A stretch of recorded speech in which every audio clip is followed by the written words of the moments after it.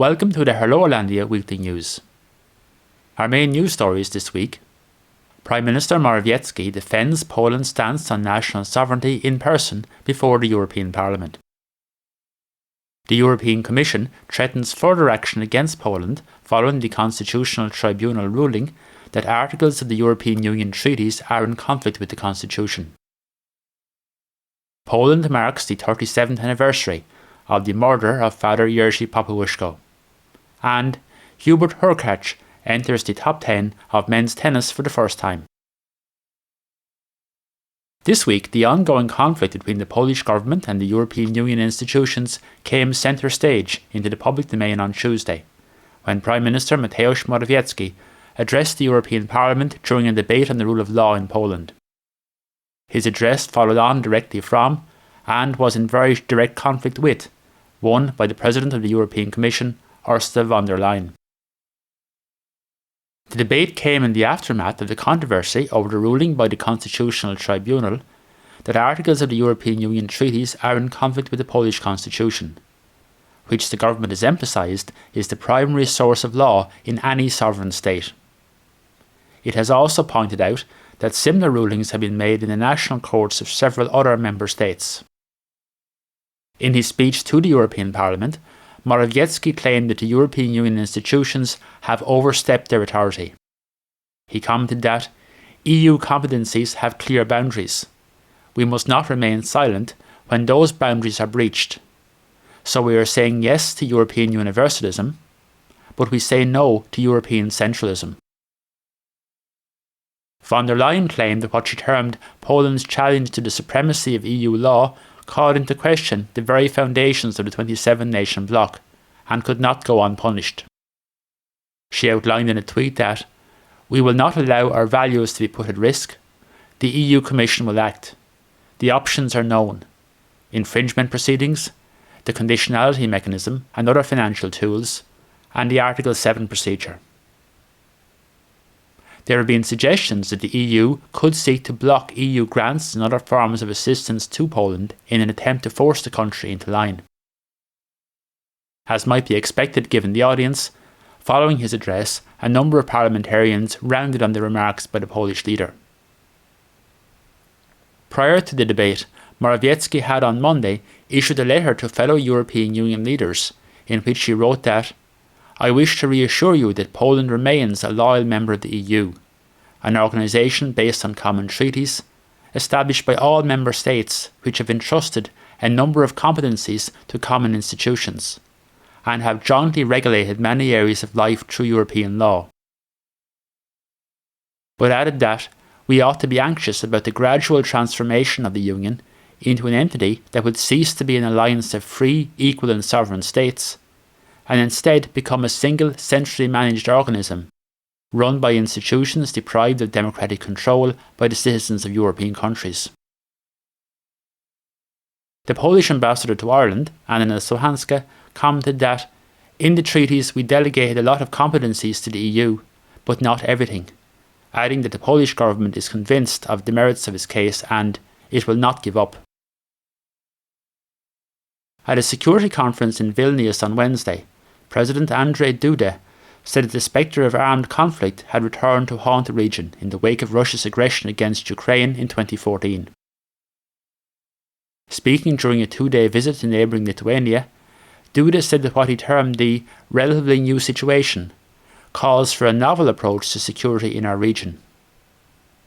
Duda repeated the Polish stance that the migrant crisis on the borders of Belarus is an unprecedented hybrid action and a hostile attack by the regime of Belarusian President Alexander Lukashenko, cynically exploiting people from the Middle East, hoping for a better life in the European Union. During the visit, Duda also addressed the Lithuanian Parliament. On Tuesday, Defence Minister Mariusz Błaszczak said that nearly 6,000 Polish troops are guarding the country's eastern border with Belarus as part of the effort to prevent migrants being illegally sent across the common external border of the EU. Błaszczak tweeted that almost 6,000 soldiers from the 16th, 18th and 12th Divisions are serving on the Polish-Belarusian border. The soldiers provide support to the border guard by protecting the country's border and not allowing it to be illegally crossed.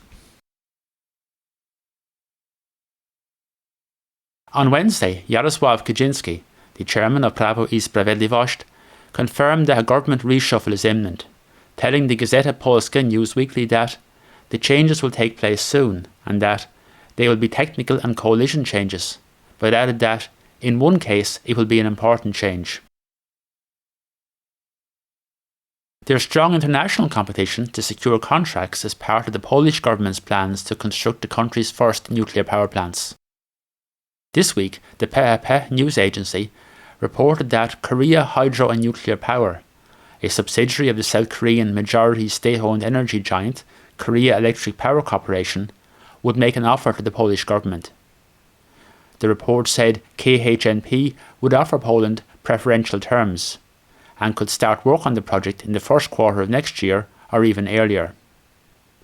US and French firms are also seen as contenders for supporting the Polish government's nuclear energy ambitions. The aim is for the first unit to be in operation by 2033, with subsequent expansion up to a total of 6 nuclear reactors. At a time when the teaching of history is being taken out of the educational mainstream in some countries, Poland is heading in the opposite direction. In a recent interview with the Sieci news magazine, Education Minister Przemysław Czarnek said that secondary school pupils will learn contemporary history as a new separate subject. He commented that it was vital that students are taught the history of Poland and the world in a modern way. At a press conference on Tuesday, Czarnek said that the details of the new subject will be released inside the next 2 weeks. He added that the plan is in line with what our leader, Jarosław Kaczyński, said about the need to teach modern history in a new, cutting-edge way. Opposition politicians voiced concerns that the new subject would teach a biased version of history, in line with the ideology of the current ruling bloc, an assertion that Czarnek rejected. For very many Poles, one of the most emotional memories of the struggle against communism is that of the death in 1984 at the hands of agents of the communist secret police of the Solidarity supporting priest Father Jerzy Popiełuszko. On Tuesday, memorial events were held across Poland to mark the 37th anniversary of the death of the priest who had drawn tens of thousands of Poles to his masses during the martial law era, where he spoke out bravely in support of freedom and human rights. Father Popiełuszko was beatified on June 6, 2010. The 2021 success story of Polish tennis continues. Hubert Hurkacz has risen 2 places to a career-best world number 10 in the latest ATP rankings released on Monday. The 24-year-old Pole reached the quarter-finals of the Indian Wells Open in California last week. Finally, some advance notice of an exercise opportunity. Not that our listeners are short of exercise. The Polish Runners Club of Ireland is promoting the 2nd Polish Independence Run or Walk event to commemorate the anniversary of Poland's resurgence as an independent country on the 11th of November 1918. You can register for the event at www.takeyourseats.ie. This is a virtual race and can take place wherever you want, in your own time and at your own pace, between the 1st and 30th of November. You just need to run or walk at least 1,111 metres, although the Polish Runners Club do say that you should feel free to challenge yourself and do 11.11 kilometres, or indeed, for the really ambitious among you, 111.1 kilometres in November. All participants will receive a custom medal featuring various Polish national heroes and a specially designed pin, which will be sent out to everyone early in November. The virtual race can be completed on a treadmill, around the racetrack, at the beachfront, in the forest, or anywhere else you can and wish to run. There's no time limit, just finish your nominated challenge during the month of November. So, your challenge has been set. That's all for this week.